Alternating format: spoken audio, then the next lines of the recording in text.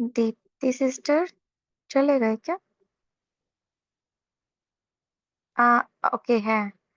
ओम शांति। स्थिर करेंगे अपनी बुद्धि को परम धाम में। मैं आत्मा,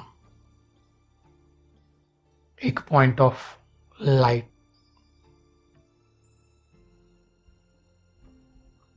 कंबाइंड हूं परमात्मा शिव बाबा से।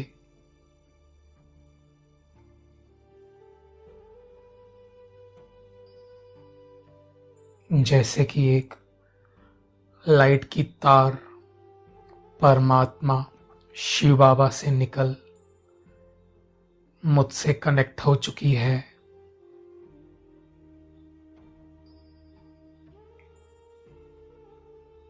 मैं संपूर्ण पवित्र आत्मा हूं।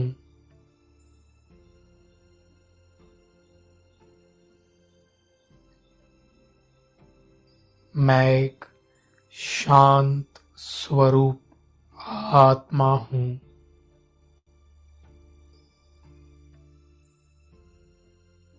मैं संपूर्ण बाप समान हूं।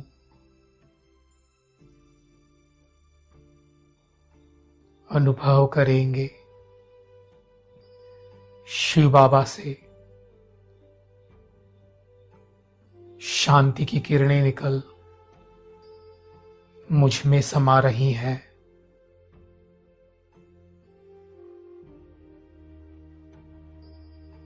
अभी मुझसे यह शांति की किरणें निकल नीचे सारे संसार में फैल रही हैं।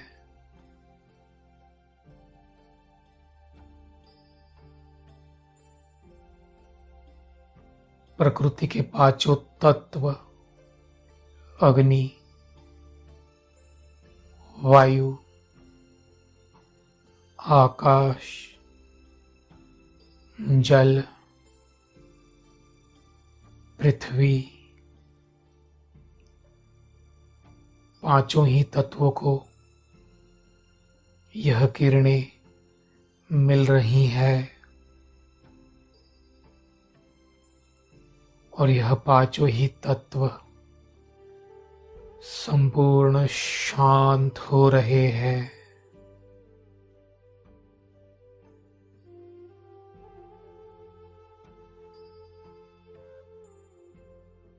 अनुभव करेंगे पृथ्वी पर संसार की सर्व आत्माएं यह शांति की किरणों का अनुभव कर रही हैं।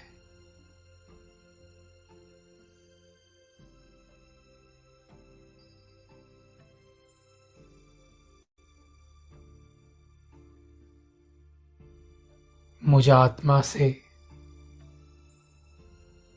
जैसे कि एक फाउंटेन फ्लो हो रहा है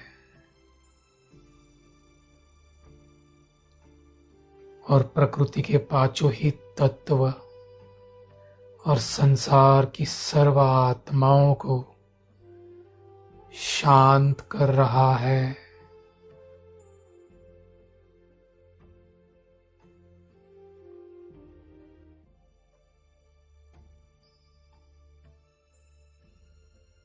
इस आकाश में स्थित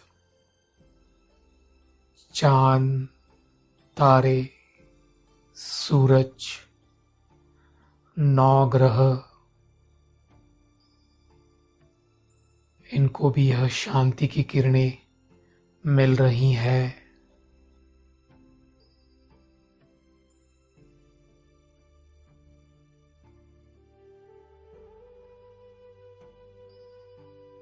परमात्मा शिव बाबा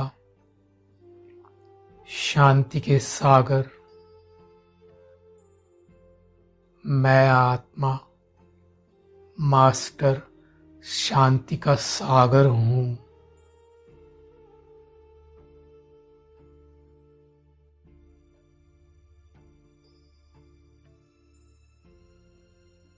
परमधाम में जैसे कि मैं एक परमात्मा का इंस्ट्रूमेंट हूँ। मुझसे निरंतर शिव बाबा शांति का दान यह सारे विश्व को दे रहे हैं।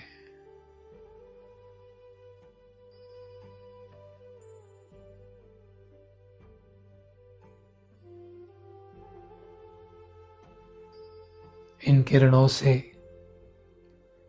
संसार की सर्व आत्माएं शांत हो चुकी है। प्रकृति के पांचों तत्व भी शांत हो चुके हैं।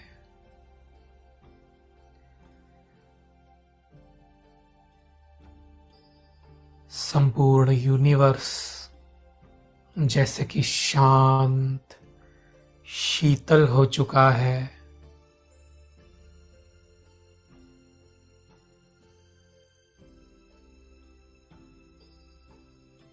अभी मैं आत्मा चली सृष्टि की ओर। मुझ आत्मा से निरंतर शांति की किरणें फैल रही हैं। धीरे धीरे मैं आत्मा आकाश तत्व को पार कर पहुंच गई अपने देह में। अपने फॉरहेड के बीच में मैं आत्मा स्थित हूँ अपने फरिश्ता स्वरूप में।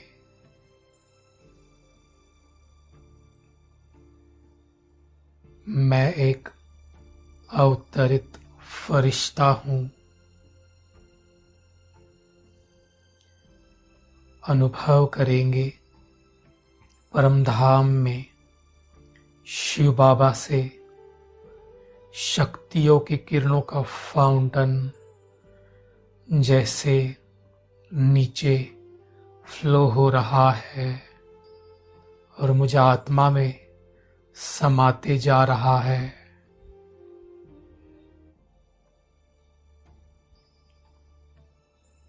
परमात्मा शिव बाबा सर्वशक्तिवान, मैं आत्मा मास्टर सर्वशक्तिमान हूँ। अनुभव करेंगे यह शक्तियों का दिव्य प्रकाश मुझसे निकल सारे ग्लोब को मिल रहा है।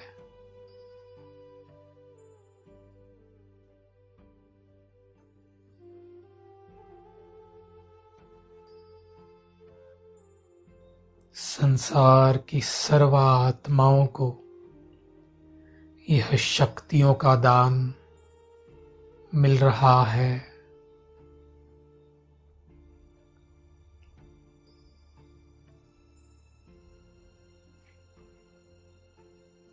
संसार की सर्व आत्माओं को हर परिस्थिति, हर सिचुएशन में यह शक्तियां हेल्प करेंगे। यह संसार की आत्माएं मुझ फरिश्ता को दिल से दुआएं दे रही हैं।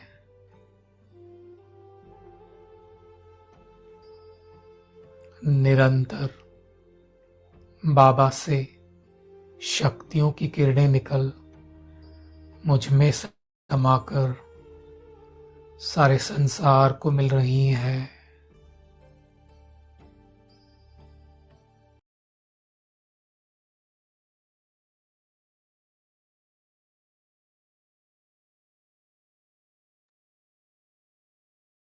ओम शांति। आज की डेट है 24 जुलाई 2025 और आज जो मुरली पढ़ेंगे उसकी डेट है 30 जनवरी 1985। मुरली का टाइटल है माया जीत और प्रकृति जीत ही स्वराज्य अधिकारी। इसका हम आज पार्ट 1 सुनेंगे। तो दुनिया में जब हम किसी पर भी जीत पाते हैं तब हम उस पर राज्य करते हैं, तब हम राजा बनते हैं। तो बाबा कहते हैं कि अपने 5 विकारों पर जीत पाओ, स्वराज्य अधिकारी बनो, कभी भी इनके वशीभूत मत हो, तब ये तमो प्रधान से सतो प्रधान बनेंगे। और 5 विकारों पर जीत पाना यानी कि माया पर जीत पाना, और यही स्वराज्य अधिकारी है।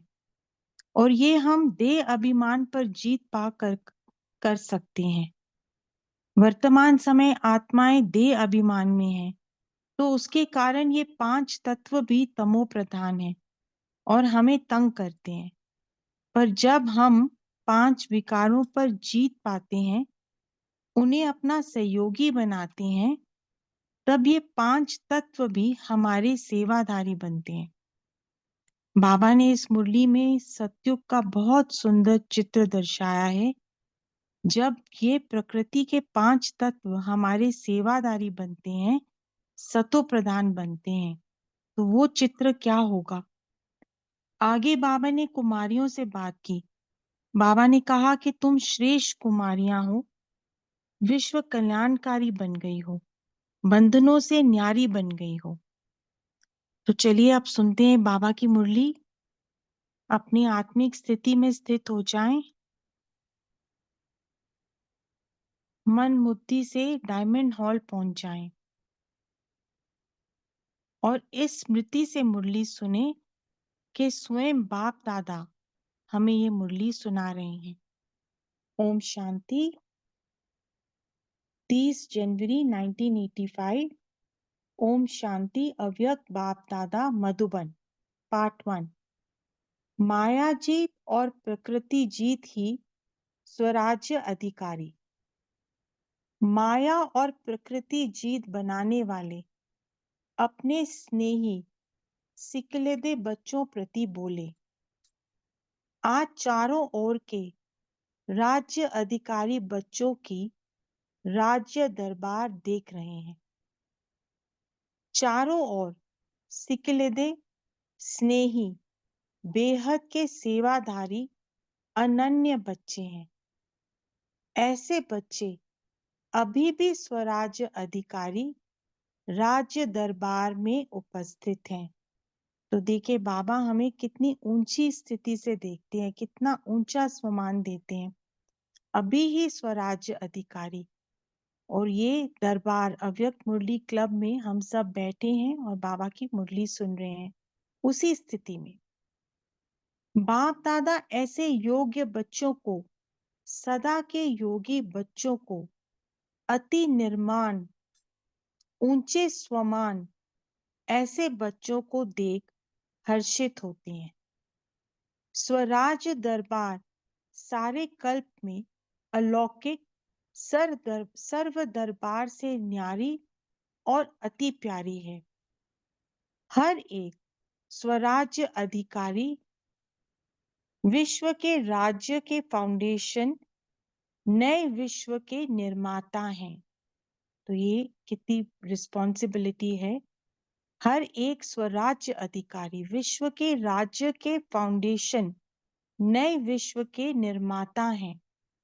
हर एक स्वराज्य अधिकारी चमकते हुए दिव्य तिलकधारी, सर्व विशेषताओं के चमकते हुए अमूल्य मणियों से सजे हुए ताजधारी हैं। तो बाबा जब बच्चों को देखते हैं तो मस्तक में चमकता हुआ सितारा आत्मा देखते हैं और उसके ऊपर देखते हैं ताज। तो जितने दिव्य गुण आते हैं तो हमारा ताज बनता जाता है मस्तक के ऊपर।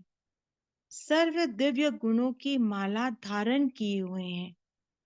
संपूर्ण पवित्रता का लाइट का ताज धारण किया हुआ है। तो जितनी पवित्रता आती जाती है उतना उस ताज में चमक आती जाती है। श्रेष्ठ स्थिति के स्व सिंहासन पर उपस्थित है। श्रेष्ठ स्थिति के स्व सिंहासन।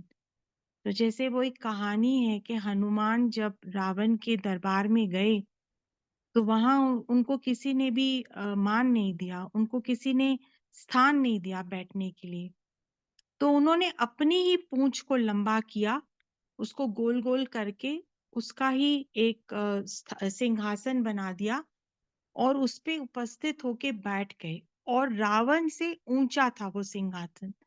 तो वो अभी इसी समय का प्रतीक है कि हम भी कैसे रावण पे जीत पाकर अपने स्व स्थिति में स्थित होकर ऊंचे सिंहासन पर बैठे हैं।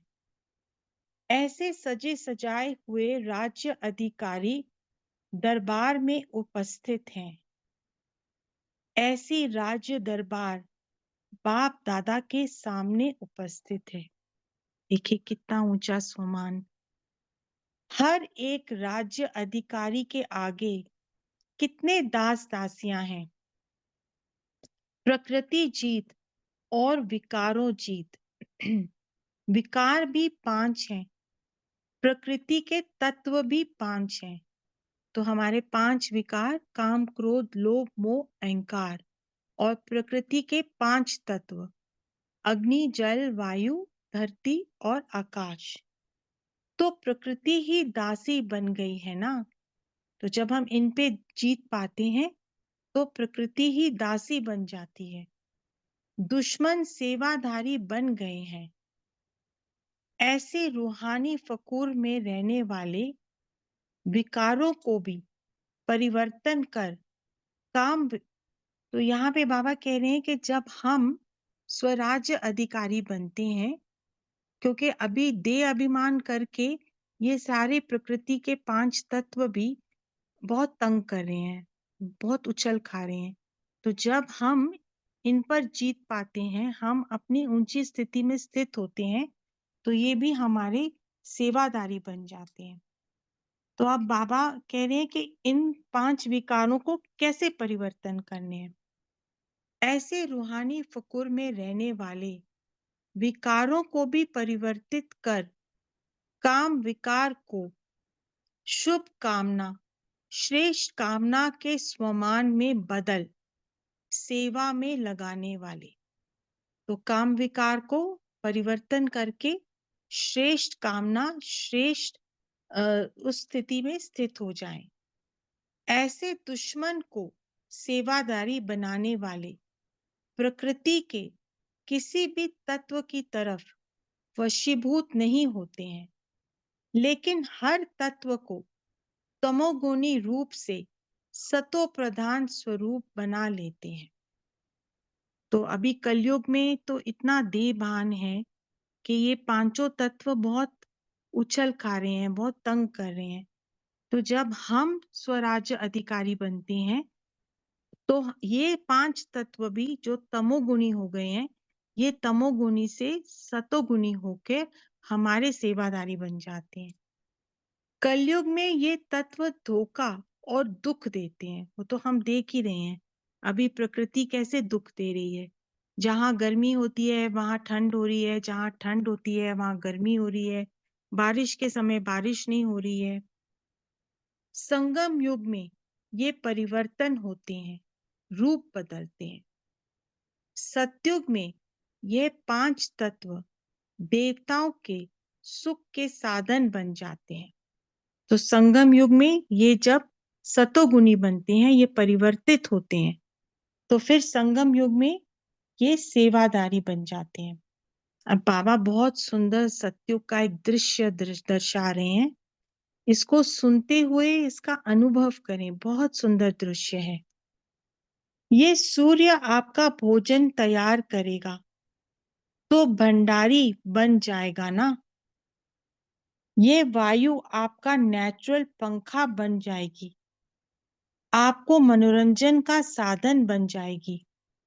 वायु लगेगी, वृक्ष हिलेंगे और वो टाल टालियां ऐसे झूलेंगी जो के हिलने से भिन्न भिन्न साज स्वतः ही बजते रहेंगे। तो मनोरंजन का साधन बन गया ना, कितना सुंदर। ये आकाश आप सबके लिए राज्य पथ बन जाएगा। विमान कहाँ चलेंगे, क्योंकि सतयुग में तो विमानों में ही घूमेंगे, विमानों में ही सैर करेंगे। तो आकाश ही हमारा राज्य पथ बन जाएगा। ये आकाश ही आपका पथ बन जाएगा। इतना बड़ा हाईवे और कहाँ पर है? विदेश में है? बाबा पूछ रहे हैं, क्योंकि आकाश तो अनलिमिटेड है। कितना बड़ा आकाश है, वो ही हाईवे बन गया। तो बाबा कह रहे हैं इतना बड़ा हाईवे और कहाँ है? कितने भी माइल बनावे, लेकिन आकाश के पथ से तो छोटे ही है ना। इतना बड़ा रास्ता कोई है? अमेरिका में है, और बिना एक्सीडेंट के रास्ता होगा। चाहे 8 वर्ष का बच्चा भी चलावे तो भी गिरेंगे नहीं। तो समझा, आजकल तो गाड़ी चलाना अपनी सावधानी भी बरतनी पड़ती है, और जो सामने चला रहा है उसको भी देख के चलाना पड़ता है, क्योंकि इतने एक्सीडेंट्स होते हैं। ये जल इत्र फुलेल का कार्य करेगा। जैसे जड़ी बूटियों के कारण गंगा जल अभी भी और जल से पवित्र है, तो अभी भी जहाँ पे गंगा जल में कोई भी गंदा नहीं डला हुआ, अभी भी वो गंगा जल बहुत पवित्र है, क्योंकि वो बहुत सारी जड़ी बूटियों के ऊपर से निकल के आता है। तो उसको घरों में रखते हैं, और उसको रखते हुए भी उसमें कोई कीटाणु नहीं आते, वो इतना शुद्ध होता है। ऐसे खुशबूदार जड़ी बूटियां होने के कारण जल में नेचुरल खुशबू होगी। ये सतयुग में जैसे यहाँ दूध शक्ति देता है, ऐसे वहां का जल ही शक्तिशाली होगा, स्वच्छ होगा। इसलिए कहते हैं दूध की नदियां बहती हैं। तो बाबा जैसे मुरलियों में कहते हैं कि दूध की वहां नदियां बहेंगी, तो वहां पानी ही, जल ही, नदियां ही इतनी पवित्र होंगी, उनमें इतने गुण होंगे कि वो ही हमें इतनी शक्ति देंगे। अब सब अभी से खुश हो गए हैं ना जी बाबा, इतना सुंदर दृश्य देखकर और महसूस कर कर। ऐसे ही ये पृथ्वी ऐसे श्रेष्ठ फल देगी। जो जिस भी भिन्न भिन्न टेस्ट के चाहते हैं, उस टेस्ट का फल आपके आगे हाजिर होगा। ये नमक नहीं होगा, चीनी भी नहीं होगी।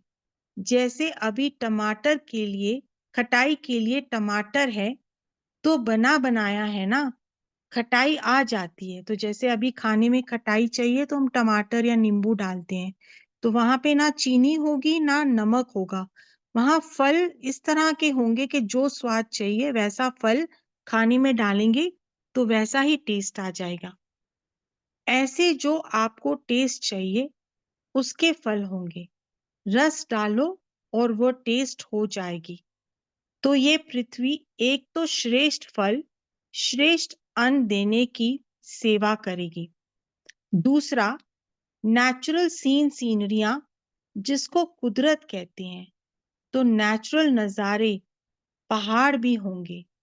ऐसे सीधे पहाड़ नहीं होंगे, नेचुरल ब्यूटी, भिन्न भिन्न रूप के पहाड़ होंगे। कोई पंछी के रूप में, कोई पुष्पों के रूप में, ऐसे नेचुरल बनावट होगी। कितना सुंदर दृश्य है, नेचुरल ब्यूटी कैसी होगी वहां। सिर्फ निमित्त मात्र थोड़ा सा हाथ लगाना पड़ेगा, ऐसे ये 5 तत्व सेवाधारी बन जाएंगे। अब आगे बाबा कह रहे हैं कि बनेंगे, लेकिन कैसे बनेंगे, लेकिन किसके बनेंगे, इसको अंडरलाइन करें। स्वराज्य अधिकारी आत्माओं के सेवाधारी बनेंगे। तो अभी जो स्वराज्य अधिकारी आत्माएं बनेंगी, वो ही वहां पे राज्य अधिकारी आत्माएं बनेंगी, और उन्हीं को इसका अनुभव मिलेगा। तो अभी अपने को देखो। अब बाबा कह रहे हैं चेकिंग करो अपनी, 5 ही विकार दुश्मन से बदल सेवाधारी बने हैं, तभी स्वराज्य अधिकारी कहलाएंगे। तो बाबा ने कहा अभी अपनी चेकिंग करो, तुमने कहाँ तक अपने 5 विकारों को परिवर्तन किया है। आगे बाबा बता रहे हैं कि कैसे वो परिवर्तन होंगे। क्रोध अग्नि योग अग्नि में बदल जाएगा। तो क्रोध भी एक तरह से अग्नि है। जब किसी को गुस्सा आता है तो हम कहते हैं इसको ठंडा पानी पिलाओ, इस पे पानी ठंडा छिड़को, क्योंकि वो भी एक अग्नि है। तो वो जो क्रोध की अग्नि है वो योग अग्नि में बदल जाए। ऐसे लोभ विकार, लोभ अर्थात चाहना, हद की चाहना बदल शुभ चाहना हो जाए कि मैं, शेरू भाई जी थोड़ा ऊपर करें, हद की चाहना बदल शुभ चाहना हो जाए कि मैं सदा हर संकल्प से, बोल से, कर्म से निस्वार्थ बेहद सेवादारी बन जाऊं, मैं बाप समान बन जाऊं। तो बाबा जैसे हमको सबके लिए शुभ भावना, शुभ कामना ऊंची स्थिति में देखते हैं, चाहे वो माला का लास्ट मनका ही क्यों ना हो। तो बाबा कहते हैं ऐसे मैं भी बाप समान बन जाऊं, उसी दृष्टि से, उसी भावना से सबको देखूं।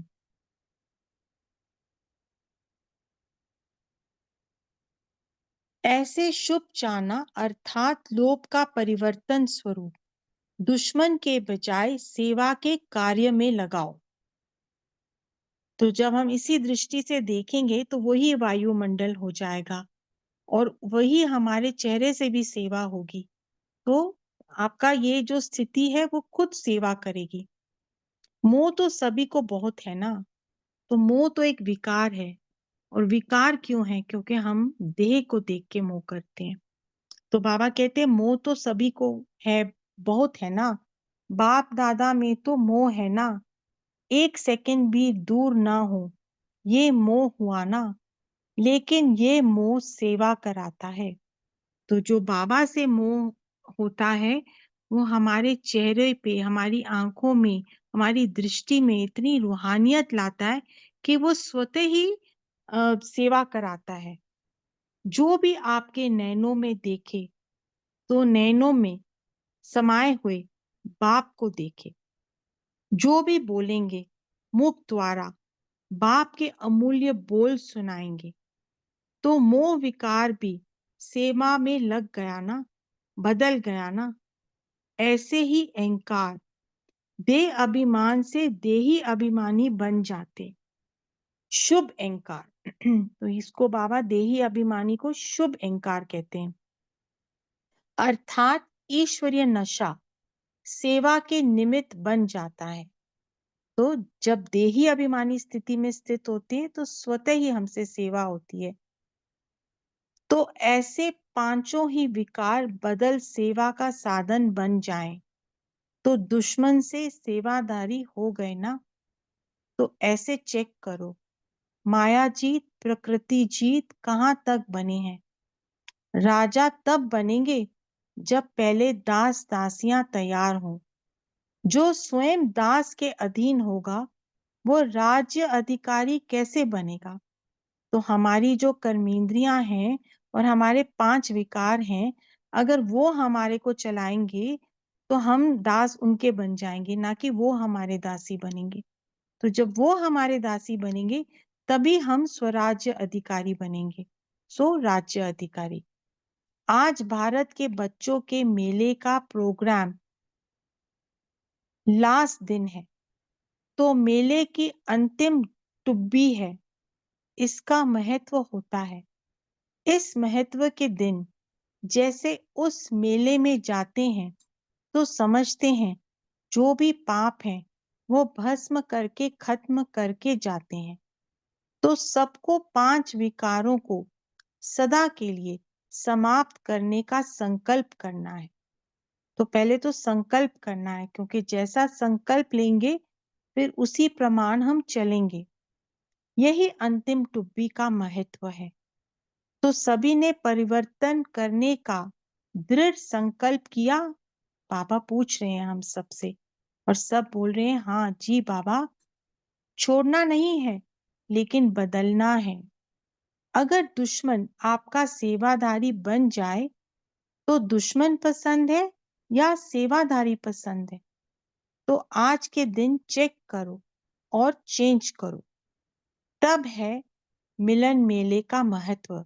समझा क्या करना है?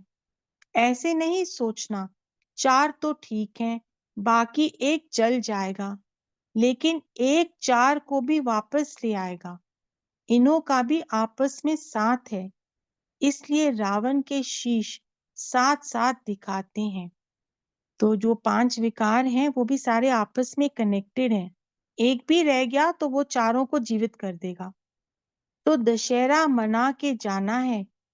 प्रकृति जीत, विकार जीत, 10 हो गए ना? तो विजयदशमी मना के जाना।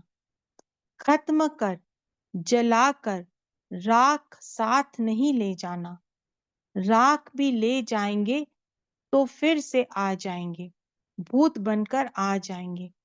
तो वैसे तो बाबा कहते हैं कि अपने विकारों को मारो और मार कर उनको भस्म कर दो, लेकिन आज एक स्टेप और आगे बोल रहे हैं बाबा कि उनको बहा भी दो। तो जैसे हम किसी का अंतिम संस्कार करते हैं तो उसको जलाते हैं शरीर को, और फिर उसको उसकी राख जो होती है उसको पानी में बहा देते हैं। तो इसी तरह से बाबा कह रहे हैं अपने 5 विकारों को, इन भूतों को मारो, जलाओ और बहा भी दो। इसलिए वो भी ज्ञान सागर में समाप्त करके जाना। अच्छा, तो याद प्यार हम आगे लेते हैं। आगे बाबा ने कुमारियों से अव्यक्त बाप दादा की मुलाकात। सभी अपने को श्रेष्ठ कुमारियां अनुभव करती हो। साधारण कुमारियां या तो नौकरी की टोकरी उठाती या तो दासी बन जाती हैं। तो जब शादी कर लेती हैं कुमारियां तो दासी बन जाती हैं, सबके आगे झुकती रहती हैं। लेकिन श्रेष्ठ कुमारियां विश्व कल्याणकारी बन जाती हैं। ऐसी श्रेष्ठ कुमारियां हो ना। जीवन का श्रेष्ठ लक्ष्य क्या है? संग दोष के या संबंध के बंधन से मुक्त होना, यही लक्ष्य है ना। बंधन से बंधनों, बंधन में बंधने वाली नहीं। क्या करें बंधन है, क्या करें नौकरी करनी है, इसको कहा जाता है बंधन वाली। तो ना संबंध का बंधन, ना नौकरी टोकरी का बंधन, दोनों बंधन से न्यारे वही बाप के प्यारे बनते हैं। ऐसी निर्बंधन हो, दोनों ही जीवन सामने है। तो बाबा आज कह रहे हैं कि एक साधारण कुमारी और जो समर्पित कुमारी, दोनों के ही बाबा कंपैरिजन कर रहे हैं। दोनों ही जीवन सामने हैं। साधारण कुमारियों का भविष्य और विशेष कुमारियों का भविष्य दोनों सामने हैं। तो दोनों को देख स्वयं ही जज कर सकती हो। जैसे कहेंगे वैसे करेंगे, ये नहीं। तो बाबा ने कहा है किसी प्रेशर में आके, किसी के कहने से आपने सेवा में अपने आप को नहीं डालना। आपने खुद जज करना है, खुद निर्णय लेके आगे बढ़ना है।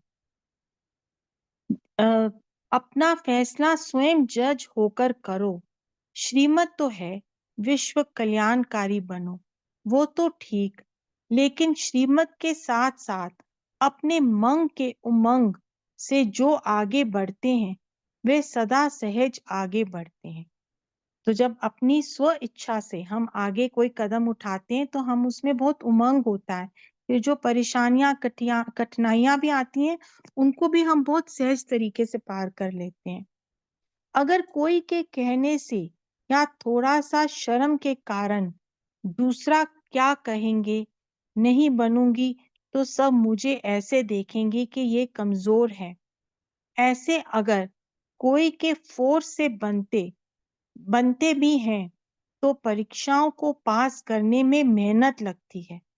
और स्व के उमंग वालों को कितना भी बड़ी परिस्थिति हो वह सहज अनुभव होती है, क्योंकि मन का उमंग है ना। अपना उमंग उत्साह पंख बन जाते हैं। कितनी बड़ी बात है, अपनी स्व इच्छा से आगे बढ़ते हैं तो उमंग उत्साह पंख बन जाते हैं। कितने भी पहाड़ हों, लेकिन उड़ने वाला पंछी सहज पार कर लेगा। तो जब उमंग उत्साह के पंख लगते हैं तो हम ऊंची स्थिति में उड़ते हैं, नीचे की कोई भी चीज हमको परेशान नहीं करती। और चलने वाला या चढ़ने वाला कितनी मुश्किल से कितने समय में पार करेंगे। तो ये मन का उमंग पंख है। इन पंखों से उड़ने वालों को सदा सहज होता है, समझा। तो श्रेष्ठ मत है विश्व कल्याणकारी बनो, लेकिन फिर भी स्वयं अपना जज बनकर अपनी जीवन का फैसला करो। बाप ने तो फैसला दे ही दिया है, वह नई बात नहीं है। अभी आप फैसला करो तो सदा सफल रहेंगे। समझदार वो जो सोच समझकर हर कदम उठाएगा। सोचते ही न रहें, लेकिन सोचा समझा और किया। तो बाबा कहते हैं सोच समझकर कदम उठाओ, लेकिन ये नहीं कि बस सोचते ही रहो। सोचो समझो और फिर आगे बढ़ो। इसको कहते हैं समझदार। संगम युग पर कुमारी बनना ये पहला भाग्य है। ये भाग्य तो ड्रामा अनुसार मिला हुआ है। अभी भाग्य में भाग्य बनाते जाओ। इसी भाग्य को कार्य में लगाया तो भाग्य बढ़ता जाएगा। और इसी पहला भाग्य कि तुम कुमारी बनी हो और आगे उसको आपने सेवा में नहीं लगाया, उस जीवन को तो गवाया, तो सदा के सर्व भाग्य को गवाया। इसलिए भाग्यवान हो, भाग्यवान बन अभी, और सेवाधारी का भाग्य बनाओ, समझा। अब बाबा से हम याद प्यार लेते हैं।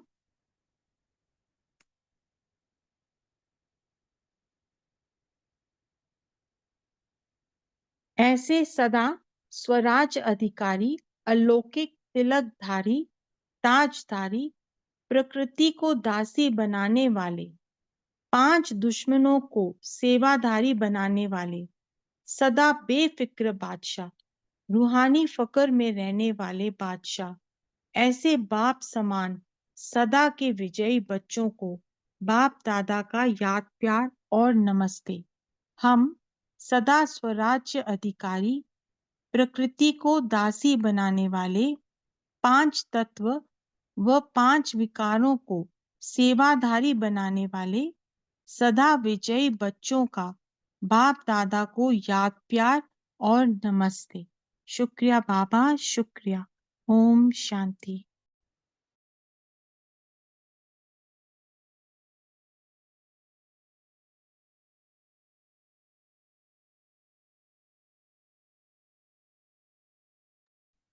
ओम शांति।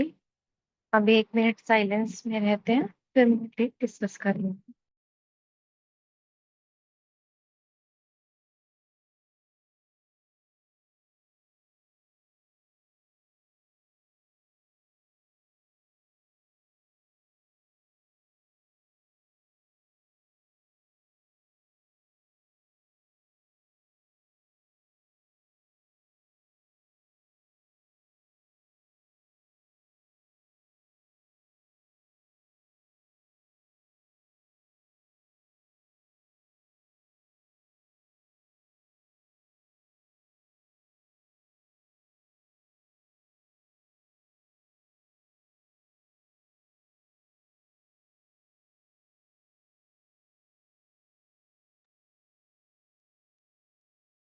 ओम शांति। तो आप सभी स्वराज्य अधिकारी बच्चों ने मुरली से क्या सीखा? शेरू भाई जी, आप बोलिए।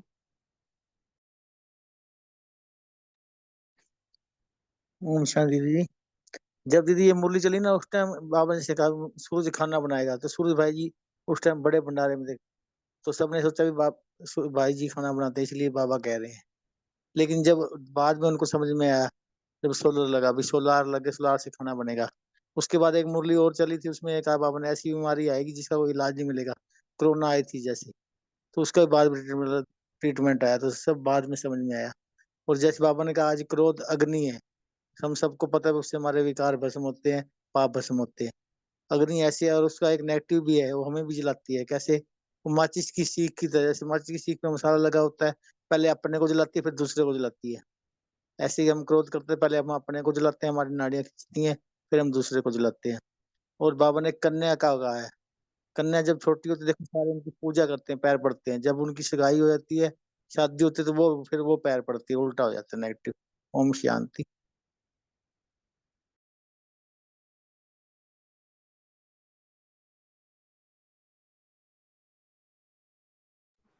जी बहुत अच्छे। वास्तव में क्या है कि क्रोध ना 1 मिनट में ही इमेज खत्म कर देता है सारी। जैसे हम योग करते हैं, सबसे मीठा मीठा बोलते हैं, प्रेम से मिलजुल के रहते हैं, लेकिन सडन किसी दिन अगर क्रोध आ गया ना, तो वो सारी कमाई पे पानी फेर देता है कि ये तो ऐसे हैं, ये तो वैसे हैं, और इमेज ही डाउन कर देता है। बहुत बड़ा शत्रु है वैसे ये। कैलाश भाई आप बोलिए। ओम शांति। बाबा ने जो माया जीत 5 विकारों के ऊपर और प्रकृति जीत 5 तत्वों के ऊपर जीत पानी, इसके लिए जो माया जीत का कहा, तो जो 5 विकार है उसका एक एक शॉर्ट में बता दे रहा हूँ कि काम विकार को श्रेष्ठ कामना, शुभ कामना में ट्रांसफर करना है। दूसरा, क्रोध अग्नि को योग अग्नि में परिवर्तन करना है। और लोभ अर्थात जो चाहना है, तो हमें एक ही चाहना हो कि मैं बाबा के जैसा बन जाऊं, जैसे बाबा की मनसा वाचा कर्मणा निस्वार्थ सेवाधारी है, वैसे हम भी मनसा वाचा कर्मणा निस्वार्थ। और मोह के लिए बाबा ने कहा है कि मोह जैसे कि हम जिसमें मोह है उसको भूलते नहीं है, तो हम बाबा को भी कभी ना भूले। और जो हमारे नयनों से कोई देखे तो उसको बाबा ही दिखाई दे। और अहंकार के लिए बाबा ने कहा है कि पहले जैसे हम अज्ञान काल में देह अहंकार था या अभिमान था देह का, तो वो जो अहंकार है वो उसके लिए ते ही अभिमानी बनने के लिए वो कहा, या ईश्वरीय नशा होना चाहिए। तो ये 5 पॉइंट है, बाकी और शेयर करें। ओम शांति। बहुत अच्छा। तो 5 विकार को कैसे समाप्त करना है, वो सारा आ गया है इसमें। और ओम ओम शांति दीदी। जी बहन बाबा बोलिए। बाबा ने कहा, हर एक आत्मा स्वराज्याधिकारी से विश्व के राज्याधिकारी के राज्य के फाउंडेशन है और नए विश्व के निर्माता है। हर एक स्वराज्याधिकारी चमकते हुए दिव्य तिलकधारी सर्व विशेषताओं से चमकते हुए अमूल्य मणियों से सजे हुए ताजधारी है। हम्म बहुत बाबा ने अच्छा। कहा, क्या मुरली। हाँ अभी बाबा ने बोलिए। कहा है कि 5 तत्व तम प्रदान होने के कारण दुख देते हैं। अभी यही 5 तत्व सतयुग में सब सेवा करेंगे। ओम शांति। हम्म बाबा जब ये मुरली सुना रहे थे, ऐसा लग रहा था जैसे तो हम उस दरबार में ही जाके बैठ गए हैं। वो चमकती मणि दिख रही है मस्तक पे, वो माला दिख रही है दिव्य गुणों की, सर्व विशेषताओं की। हाँ, वो सिंहासन श्रेष्ठ स्थिति दिख रही थी, वो पवित्रता का ताज दिख रहा था। ऐसे लग रहा था वाह बाबा, कितना बड़ा भाग्य है हमारा, है ना। और फिर प्रकृति जीत, प्रकृति क्या बन जाएगी, दासी, और विकार क्या बन जाएंगे, सेवाधारी।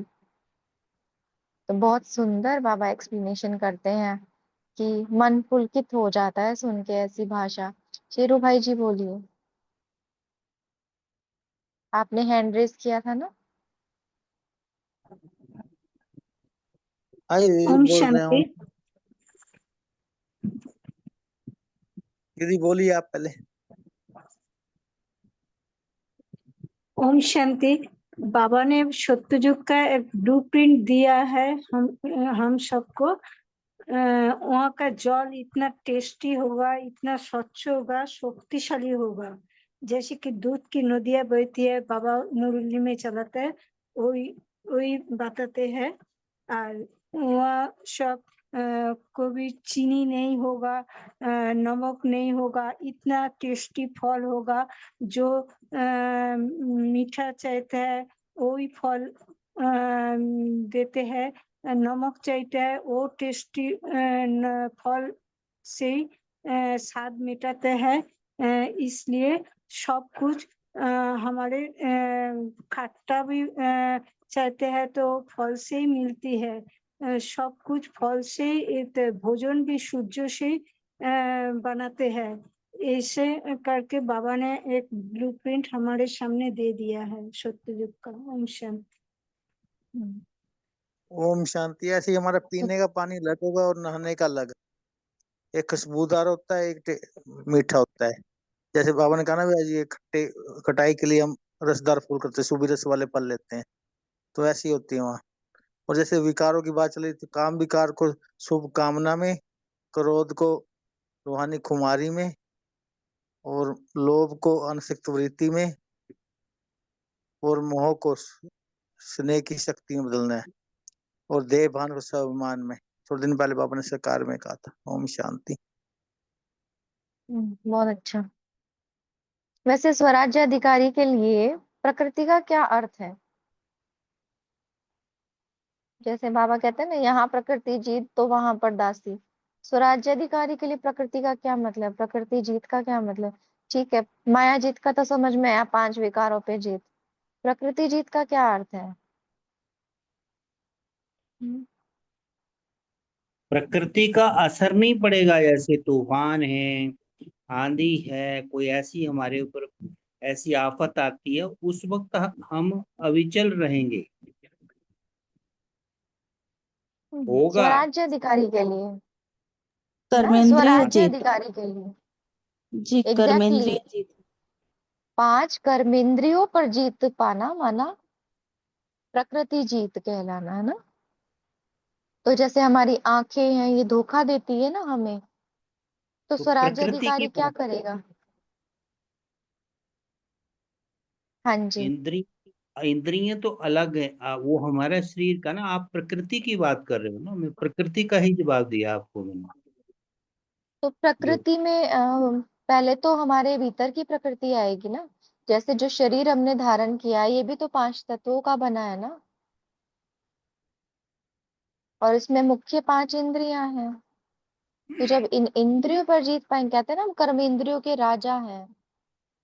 स्वराज्य अधिकारी कौन? कर्म इंद्रियों का राजा, मन बुद्धि मालिक, मन बुद्धि का मालिक। तो शरीर प्रकृति ही है। पहले इस पर जीत पाते तब बाहर की प्रकृति कंट्रोल होती है ना। दादियों ने क्या किया? तो अपनी शरीर 5 इंद्रियों पर कंट्रोल किया।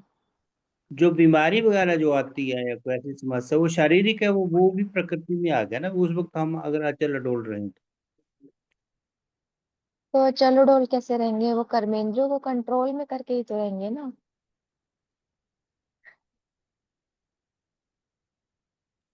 है तो वही घूम हाँ फिर जी, हाँ के जी। वहीं पहुंचती है। ठीक जी। है। ओम रीटा, शांति। रीटा बहन आप बोलिए।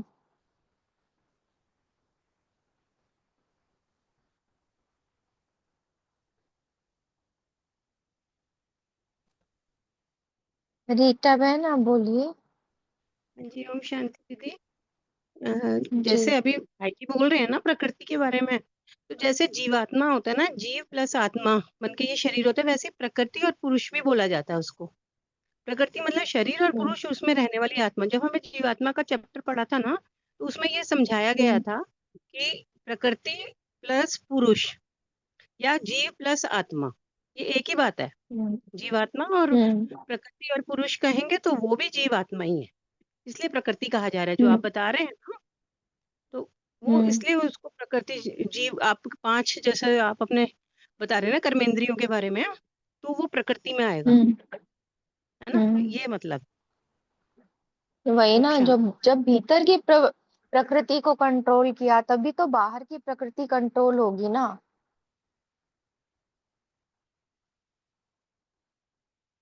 सब आ जाता है इसमें ना। क्योंकि जो संस्कार होते हैं, जैसे हम कह देते हैं ये मेरा संस्कार है, लेकिन होता तो वो माया का। माया का मतलब क्या? देह के संस्कार, है ना। स्वभाव भी कैसा, जब हम देह अभिमान में होते हैं तो देह जैसे मान लीजिए क्रोध किया तो कह देते नहीं ये मेरा स्वभाव है, तो वास्तव में होता तो वो देह का है ना। आत्मा का तो नेचर नहीं होता है ना वो। तो स्वभाव, संस्कार, मन, बुद्धि और 5 कर्मेंद्रियां, ये सब के सब प्रकृति में ही तो है। अच्छा, और कुमारियों के लिए विनीता बहन आप बोलिए। आप स्वभाव संस्कार प्रकृति में क्यों आया? वो तो फिर हमारी आत्मा की है ना, आत्मा के अंदर ही है स्वभाव संस्कार, वो प्रकृति में कैसे आएगा? जरा क्लियर करेंगे। ओम शांति दीदी। जी बोलिए। जी, जैसे आत्मा को तो राजा कहा जाता है, तो राजा यानी उसके पूरे शरीर का ये राज्य के ऊपर राज करने वाला है ना। तो आत्मा राजा कहा जाता है, और उसकी सूक्ष्म इंद्रियां जो भाई जी बोल रहे हैं स्वभाव संस्कार कैसे, तो वो भी उसकी इंद्रियां हैं, लेकिन सूक्ष्म इंद्रियां हैं, मन बुद्धि संस्कार। और उसके बाद हमारी पूरी शरीर के कर्मेंद्रियों पर हमारा स्व का अधिकार हो, इसको ही स्वराज्य अधिकारी कहा जाएगा। जैसे कि ऐसे कहा जाता है कि कलयुग में राजा परीक्षित का राज्य था, यानी परीक्षित यानी वो परवश। अभी सभी आत्माएं जो बाकी हैं वो लोग अपनी कर्मेंद्रियों पर राज नहीं कर पा रही हैं, इसलिए वो किसी भी तरह से स्वराज्य अधिकारी नहीं बन पा रही हैं। ओम शांति।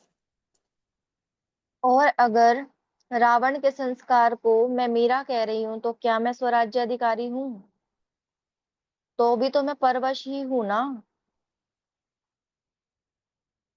तो अगर हमने कोई रावण का या माया का संस्कार पकड़ के रखा है तो वो भी तो प्रकृति का ही हो गया ना, पुराना प्रकृति का, देह से रिलेटेड हो गया ना। क्रोध तो देह से रिलेटेड है, काम भी देह से रिलेटेड है। पर हैं तो आत्मा में ना ये सब, देह में थोड़ी है। ये क्रोध जो काम है ये वो है तो। कॉन्शियसनेस पर आधारित है। जब कॉन्शियस हमारी देह देह की है तो उसके कारण वो स्वभाव संस्कार बना ना। अगर मेरी कॉन्शियसनेस जो है वो सोल कॉन्शियसनेस है तो उसके कारण अगर मैं अपनी स्थिति में स्थित हूँ, मतलब मैं अपने ओरिजिनल संस्कारों में स्थित हूँ, तो मतलब मैं स्वराज्य अधिकारी हूँ। लेकिन अगर मेरी कॉन्शियसनेस शिफ्ट होकर के देह पर आ जाती है और उसके कारण मेरी कोई आदत लगती है, स्वभाव संस्कार मेरा बनता है, तो वो पर संस्कार हो गए, तो वो प्रकृति ही हो गई ना, प्रकृति माया ही हो गई एक तरह से। तो हर चीज कोई मतलब जैसे जैसे बाबा बताता है कि स्थूल में किसी चीज का वर्णन करता है तो वो सूक्ष्म से भी रिलेटेड तो होती है ना। अब बाबा तख्त ताज तिलक की बात करते हैं, लेकिन तख्त ताज तिलक की सूक्ष्मता में हमें लेके जाते हैं ना कि क्या है तख्त, स्थिति का तख्त, श्रेष्ठ स्थिति का। ताज कौन सा है? विशेषताओं का, पवित्रता का। तो वो स्थूल चीज का इशारा देता है लेकिन कहता तो सूक्ष्म में परिवर्तन के लिए है ना। वैसे ही प्रकृति की बात, प्रकृति जीत बाद, बाहर की प्रकृति पर जीत बाद में आती है। पहले अपनी प्रकृति पर जीत पाओ ना, भीतर की प्रकृति पर जीत पाओ। तो स्वराज्य अधिकारी मतलब मैं मेरे संस्कार में हूं, ओरिजिनल संस्कार के अंदर हूं मैं। बाहर का कोई संस्कार, माया का कोई संस्कार अगर मैं पकड़ के बैठी हुई हूं तो मतलब मैं प्रकृति के वशीभूत हूं। फिर मैं स्वराज्य अधिकारी कैसे हुई? वो तो देह का संस्कार है ना। रेणु बहन आप बोलिए। हाँ जी दीदी, ओम शांति। दीदी आप ये कहना चाह रहे हो कि जो 5 हमारी कर्म इंद्रियां हैं स्थूल है, उसको कंट्रोल करने के साथ साथ जो आत्मा की सूक्ष्म कर्म इंद्रियां हैं, मन बुद्धि संस्कार, उनके ऊपर भी हमें कंट्रोल पाना है, यही बताना जी है? हाँ जी। ठीक है दीदी, थैंक यू दीदी। गलत तो नहीं बोल दिया मैंने? नहीं, कोई आपने कंफ्यूजन है तो फिर वो शेयर कर लेते हैं, डिस्कस कर लेते हैं अगर कोई कंफ्यूजन है तो। भाई जी नहीं, आपको कोई कंफ्यूजन तो नहीं है ना? देह का संस्कार कैसे हुआ? देह में जो क्रोध जो है वो देह में कैसे हुआ? आप में से कोई शेयर करेंगे इस चीज के लिए? जी ओम मोहन भाई जी शांति। आप कीजिए। मोहन ओम मोहन भाई जी आप कीजिए। सवाल ही दीदी, नहीं जब है। हम भाई जी हम जब देह भान में आते हैं तभी हमें विकार आते हैं, विकार की उत्पत्ति होती है। दादियों ने क्या किया, पहले इस प्रकृति पे अपने शरीर पे विजय पाई और अपने फिर भावना नैनो की भाषा से, भावना की भाषा से, संकल्पों की भाषा से सबको आत्म अनुभूति कराई, आत्मा की अनुभूति कराई। ओम शांति। अहंकार भी तो आत्मा में ही आया ना, वो देह में थोड़ी आया, है तो आत्मा का। पर नहीं, ये जब हम देह काम सारे भी भान, विकार, जी जी ओम शांति, ये सारे जो विकार हैं ये हमारे देह से ही संबंध रखते हैं, आत्मा से संबंधित नहीं है। आत्मा से संबंधित सब प्योर हैं, सारे जो भी क्वालिटीज हैं। जो देह से संबंधित हैं वो ही विकार हैं और वो देह से संबंधित है, तो उन्हीं पर जीत पानी है आत्मिक आत्मा ही स्थिति में। पावन, आत्मा ही पावन बनती है, आत्मा ही पतित बनती है, तो इसके बारे में आप क्या कहेंगे? देह थोड़ी बनती है वो पावन, देह देह आत्मा को ही कहते हैं ना, पतित आत्मा पावन आत्मा। पर जब हम देह भाई जी। अभिमान में आते हैं तभी हम विकार हम्म, करते हैं। विकार तो हम शरीर के थ्रू आत्मा करती है, लेकिन जब वो देह अभिमान में होती है, जब वो देही अभिमानी स्थिति में होती है, तो वो विकार के वश नहीं होती है। ओम शांति। सही है, बिल्कुल सही है। तो धर्म क्षेत्रे कुरुक्षेत्रे, ये आता है ना गीता में। तो धर्म का मतलब यही है, स्व धर्म और पर धर्म। जब देह के धर्म में है, पर धर्म में है, उस वक्त स्व को स्टेबल करके चलना, स्व के धर्म में टिकना और पर धर्म को हरा देना, तभी तो जीतेंगे ना, विजयी बनेंगे ना। तो जब बॉडी कॉन्शियस में आ जाते हैं, उसके अर्थ होकर के जो भी कर्म हम करते हैं वो हमारा पाप खाते में आता है, विकर्म बनता है उससे हमारा। बॉडी कॉन्शियस में भी तो आत्मा ही आई ना। बॉडी हाँ कॉन्शियस जी, जो आत्मा हम ही शब्द है। यूज कर रहे हैं, वो तो आत्मा ही आई ना। फिर सवाल तो आत्मा, वो तो संस्कार, वो चीज तो आत्मा में ही प्रवेश हुई। हम्म। जब शब्द हम बॉडी कॉन्शियस यूज करते हैं तो वो आत्मा के रिलेशन में ही आए ना। बॉडी बॉडी तो फिर डेड है, बॉडी तो अलग चीज है। जो जी कॉन्शियस हाँ, आत्मा, कॉन्शियस। आत्मा गिरी क्योंकि देह भान में आई। अब आत्मा को ही चढ़ाना है, आत्मा को ही चार्ज करना है, सतो प्रधान बनाना है। तो उसको कैसे बनाना है? आत्मिक स्थिति में स्थित होकर ही आत्मा सतो प्रधान बनेगी। ओम शांति। जी। तो अगर कोई कंफ्यूजन है तो हम एक बार और बड़ों के साथ डिस्कस करेंगे इस चीज के लिए कल।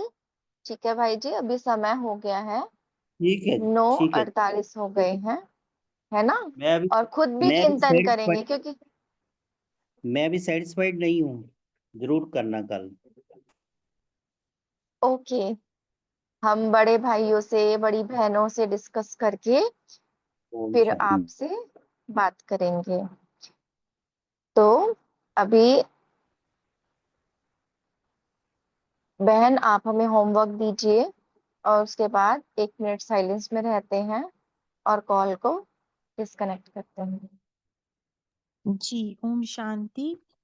तो कल हम अपने आप को चेक करेंगे, कल क्या हम, हमारी ये स्थिति हमेशा ही होनी चाहिए कि ये 5 विकार कहाँ तक परिवर्तन हुए हैं, कहाँ तक ये हमारे सहयोगी बने हैं। जैसे बाबा ने कहा काम विकार शुभ भावना शुभ कामना में हो जाए परिवर्तित, क्रोध स्नेह की अग्नि हो, बाबा से इतना स्नेह हो उसमें परिवर्तित हो जाए, लोभ विश्व कल्याण की चाहना में और मोह परमात्मा में मोह रहे, अहंकार शुद्ध अहंकार हो, यानी कि देही अभिमानी का अहंकार हो।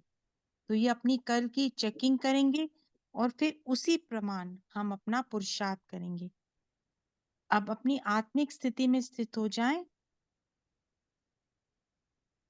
मैं आत्मा मालिक हूँ, अपनी कर्मेंद्रियों की मालिक,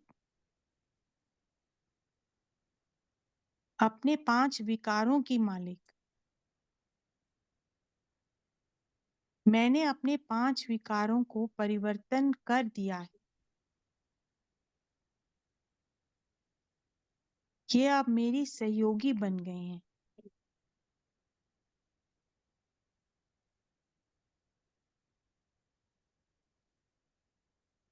मैं आत्मा स्वराज्य अधिकारी हो गई हूँ। ओम शांति। शुक्रिया सभी का। ओम शांति।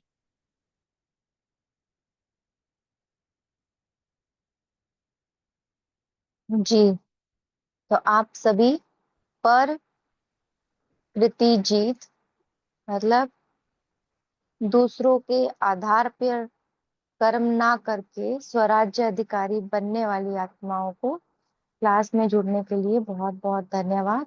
ओम शांति। Good night.